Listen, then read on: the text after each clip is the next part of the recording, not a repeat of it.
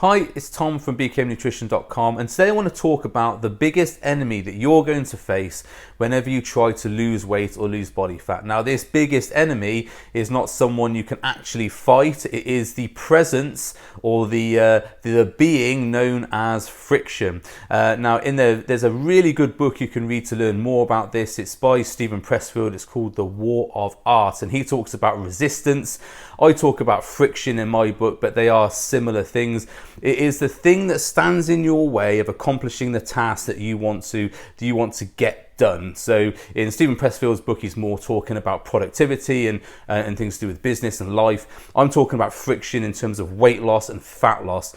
So what is friction? It's the thing that stands in your way that slows you down when you're trying to do a diet or trying to lose weight. Now, if you've ever started a diet, ever done a diet, and most of us have, 99% of people have done some sort of weight loss attempt in their life. If you're watching this video, there's a good bet that you are in that percentage. And so you'll know whenever you start a diet, whenever you start any sort of new body transformation, or even if you're going to the gym to try and build muscle, you start off with all this, right, I'm going to do this, I've got my meal plans, I've got my training schedule, I've got my blah, blah, blah, habits, detoxing, keto, recipe book, whatever you've got has been given to you by your coach guru to do. And there's all these things that you have to do. Now, essentially, this momentum you've got at the beginning allows you to start doing all those things because you're so motivated, you have all this power behind you, and your coach is like, yeah, smash it, bro, come on, blah, blah, blah, blah. You join the Facebook group and they're all like, yeah, I'm going to smash this, blah, blah, blah.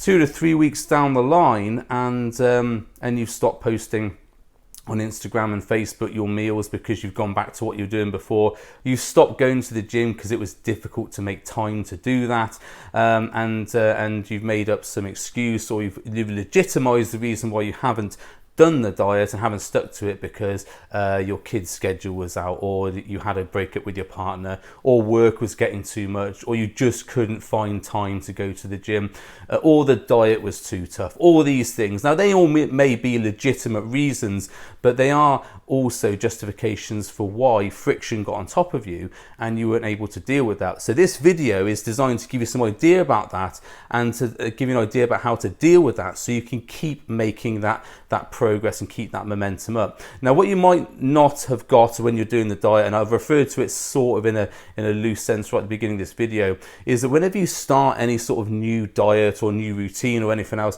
you get given, or you design for yourself, all these new things you have to do, all these new routines that you're going to do in order to accomplish this task. And that, for many, is the first building block, I should say, the first barrier that you're going to create, the first friction you're going to encounter, because you're never going to radically shift your lifestyle with one fell swoop. You're never going to do that. Now, if you imagine if you are sailing down a river against the tide, if you are sailing into it, there's always that friction there, but because you're sailing with it, there's still a little bit of headway you can make with it. Now, if you try and all of a sudden try and shift that radically to go across the river, the actual push of the water against you is going to be so much that it's going to push you off course, and it's going to actually stop you making the headway you want to make. And this is the same thing when you're trying to do any sort of new diet, a new routine, everything else.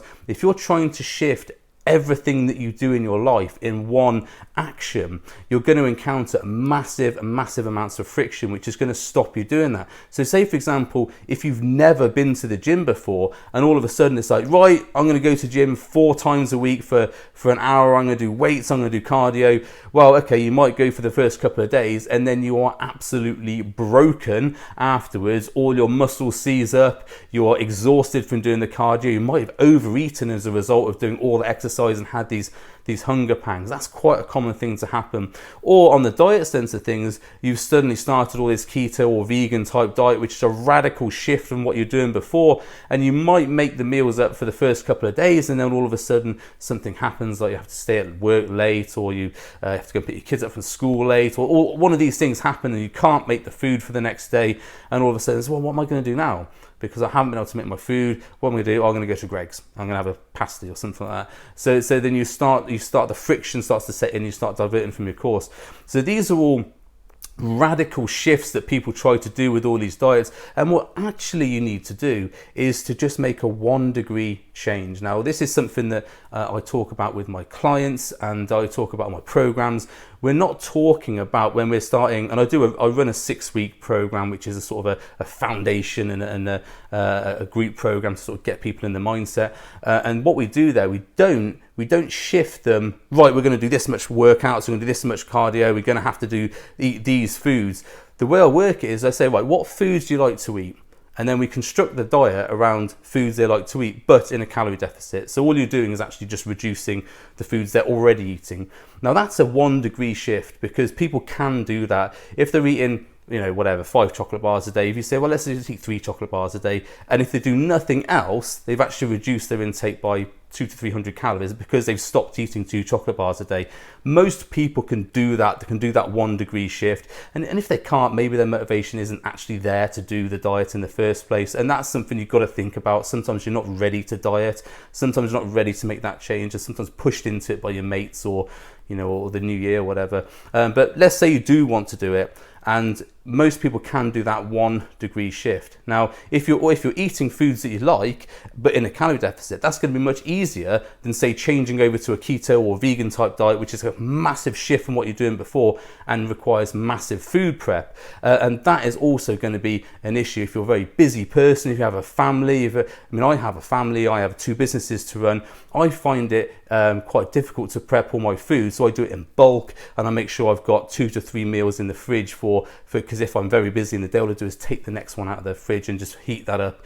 And I'm always making sure I'm cooking in bulk. That's a skill I've learned to make sure that friction isn't getting on top of me.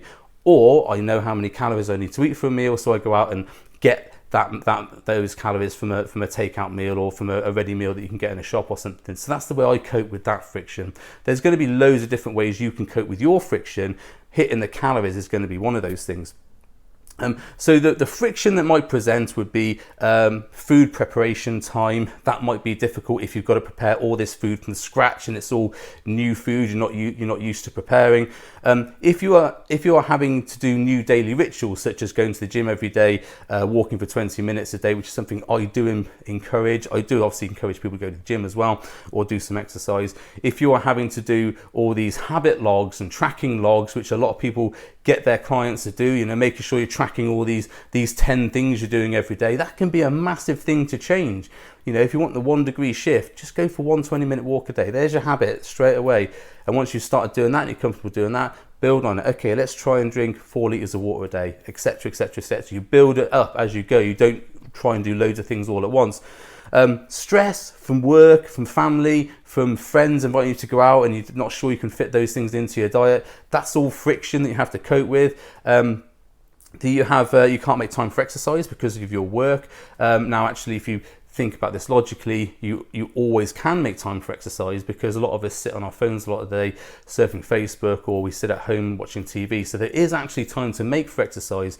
A lot of the time we don't think about we have the time, so we have to think about building that into our diet. Now I encourage people to do, if they're totally new to exercise, what I say to a lot of my clients who are overweight is just go to the gym for 5 minutes. That's all I want you to do. Go to the gym. Even if you just sit in the gym for 5 minutes and have a cup of coffee and chat to the reception staff and then go, that's fine. Because what you're doing is you're building into your day a 5-minute routine. This is the 1-degree shift. So you go to the gym 5 minutes. Okay. Now what I say to them is you're only allowed 5 minutes for the first week or so. So if you go 5 times a week for 5 minutes, 25 minutes you've taken out your day to go to the gym. Okay. So then next week, because you've already made that shift to do the 5 minutes, you can do 10 minutes.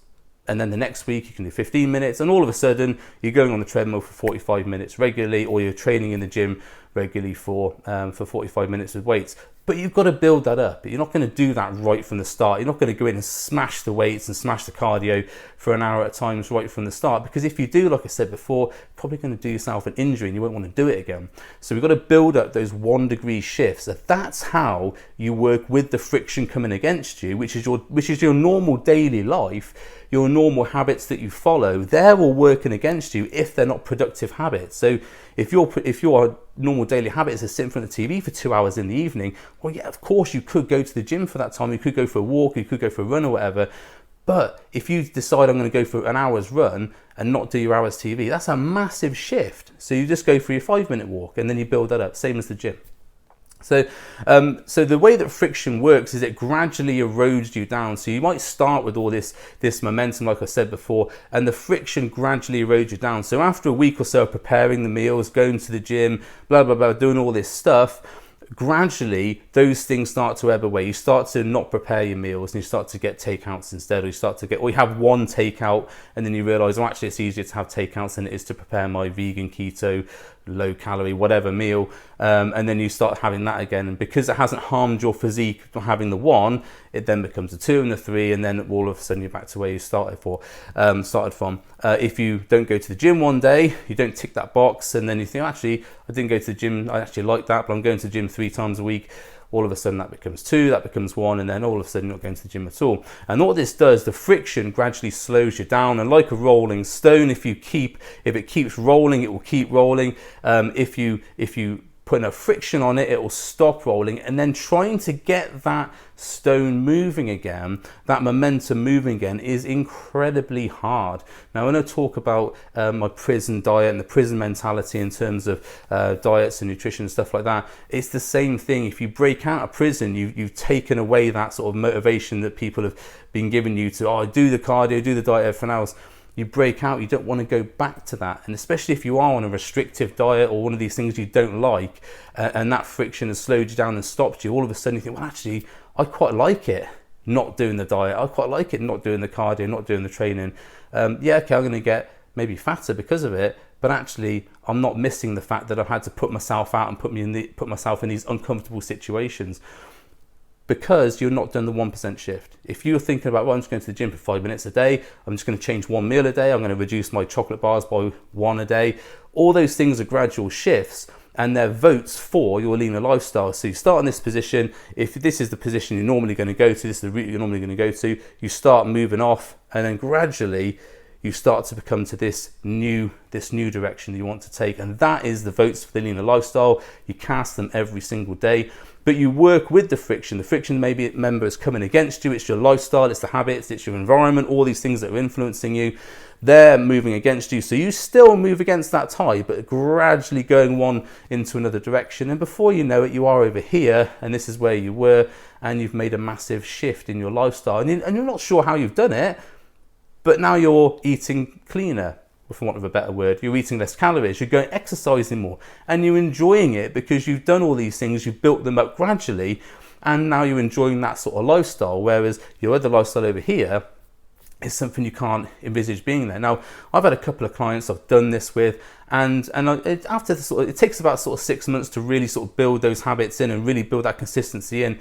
But I have the conversation with them 6 months later, and I said, you know, how do you feel about when you look at your old life? And they go, I just can't believe, I can't see myself going back to that life. I can't even understand how I live that life, because their perception of their life has changed. They've worked with the friction of their lifestyle, but now actually the friction isn't there, because they've created all these new habits and this new lifestyle and this new way of doing things.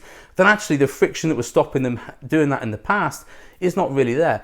You might still have stress from work, you might still have kids that are late home from school, you might still have things that go wrong you have to deal with, but the way that you deal with them is now with this new leaner lifestyle and not with the habits you had before. So you've got to continually stoke this momentum to move towards this new lifestyle, casting these positive votes every single day. So I talk about taking the stairs, not the lift, parking further away from the shops, so you have to walk a bit more, going to the gym for 5 minutes a day, then building it up to 10. All these things are votes to the leaner lifestyle, and they continue to stoke that fire of momentum, so you keep on going against the friction, and you keep on going until you get to where you need to be. So if you're not doing that, if you're just thinking, right, I've got my diet, I've got my training plan, I'm just going to go smash and that's what I'm going to do, you've got nothing pushing you behind them. You've got no systems built which push you on, which keep you going, and all of a sudden you just drop off the edge of it, and then you fail. So in order to make sure you're going to be successful on the diet, don't try and do a rapid shift. And a lot of these diet plans will be huge amounts of cardio, massive changes in your diet, loads of habits and lifestyle changes you've got to make. It's a lot to think about, and with all the other things you've got to think about in your life, potential is you're going to forget one or two of them, and then, oh, I haven't done that thing, and that becomes more stress that you haven't done it. You feel as though you failed. Just try and change one thing at a time, one small thing, and as long as you're moving that course towards where you want to be, with all of these votes, with all these changes you're going to make, you will get there.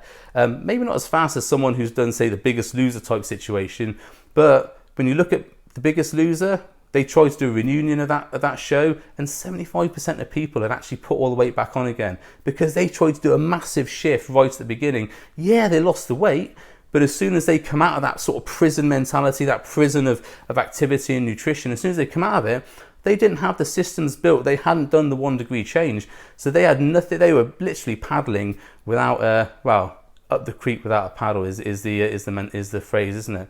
That's where they were, because they didn't have the things supporting them to be able to continue that life. If you gradually shift that 1% to where you want to be, you'll start building those habits and those pathways in your brain that relate to that sort of lifestyle, and that's where you'll be. And again, you'll be like my clients, where you're over here looking back at your past lifestyle going, wow, was I really like that? Did I really do that? Did I really sit down for 2 hours a night eating Doritos? What, I can't even imagine that now. Now I'm at the gym doing my workouts for an hour. That's the way it happens. Gradual shifts. It's never going to happen by trying to radically shift. And that's why I don't promote 6-week massive fat loss programs. I do have a 6-week program, but it is teaching these 1 degree shifts, these variations, and it's a lifetime membership. So you can continue to stay in the group, continue to have all these benefits, and continue to benefit from the course as well, so that you can make these 1 degree shifts. Some people have been in the group for a long time, and they're still not where they want to be, but they're not moving back over here because they're making those gradual changes. And that's what it's all about, living that lifestyle, the leaner lifestyle, to get where you want to be. So I hope this video has been helpful, excuse me, and giving you some sort of insight into what's needed to make those long-term weight loss changes. It's not going to come from the radical shift. So if you're going to go on a 6-week shred or a 12-week shred, if you're not building the systems behind that, and a lot of these programs won't do that, if you're not building those systems, you're going to fall off the edge at the end, and you're going to spend all that money. Yeah, you've dropped some body fat, but you're going to put it all back on again. Have you really got value for money from that? I would say no. You haven't learned anything. You haven't got anything apart from maybe a couple of photos for your mantelpiece, and that's about it. And the diet guru's got your money. And he's going to be welcoming you back in like 6 months' time. Yeah, come back on. Let's have another go at it. Lose the weight again, and then don't keep it off, because the systems aren't there, support isn't there. Make sure you're making those 1% changes. Okay, so I hope you enjoyed this video. Hope it was helpful. If there's someone you think you can benefit from this, please share with them, and I will see you on the next video. Thanks.